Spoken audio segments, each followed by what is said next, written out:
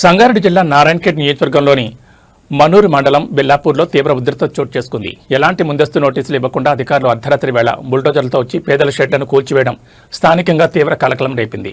స్థానిక కాంగ్రెస్ ఎమ్మెల్యే సంజీవ్ రెడ్డి ఒత్తిడితోనే అధికారులు ఈ దౌర్జన్యానికి పాల్పడ్డారని బాధితులు బీఆర్ఎస్ శ్రేణులు తీవ్రంగా ఆరోపిస్తున్నాయి. గత బీఆర్ఎస్ ప్రభుత్వంలో మాజీ ఎమ్మెల్యే భూపాల్ రెడ్డి చొరవతో నిరుపేదలకు ప్రభుత్వ భూమిలో పట్టాలు పంపిణీ చేశారు.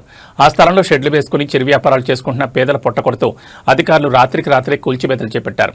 విషయం తెలిసిన వెంటనే బీఆర్ఎస్ నియోజకవర్గ ఇన్ఛార్జ్ మాజీ ఎమ్మెల్యే భూపాల్ రెడ్డి బెల్లాపూర్ గ్రామాన్ని సందర్శించి కూల్చివేసిన స్థలాన్ని క్షేత్రస్థాయిలో పరిశీలించారు. అధికారుల ఎమ్మెల్యే వైఖరిని తీవ్రంగా ఖండించిన భూపాల్ రెడ్డి బాధితులు స్థానిక ప్రజలతో కలిసి ప్రధాన రహదారిపై బైఠాయించి ధర్నా రాస్తారోకో నిర్వహించారు.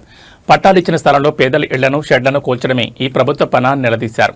తక్షణమే అధికారులు స్పందించి బాధితులకు అదే స్థలంలో నివాసాల నిర్మాణం ప్రారంభించాలని డిమాండ్ చేశారు. మాజీ ఎమ్మెల్యే భూపాల్ రెడ్డి రాస్తారోకోతో బెల్లాపూర్ పరిసర ప్రాంతాల్లో ట్రాఫిక్ నిలిచిపోయి పోలీసులు భారీగా మోహరించారు.